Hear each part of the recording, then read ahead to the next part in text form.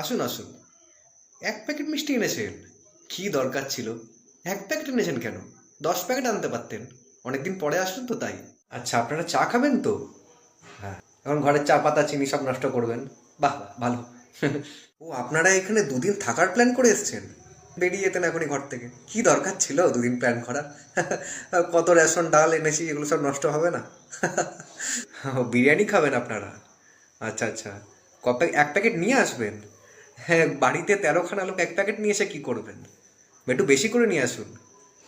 হ্যাঁ, পয়সা আমি দেবো না, আপনাকে দিতে হবে, ঠিক আছে? ও, আপনার ছেলে কি বলছে, ইলিশ মাছ খাবে? আচ্ছা আচ্ছা। সে ঠিক আছে, ভালো কথা। দিন, পয়সাটা দিন, নিয়ে আসছি ইলিশ মাছ।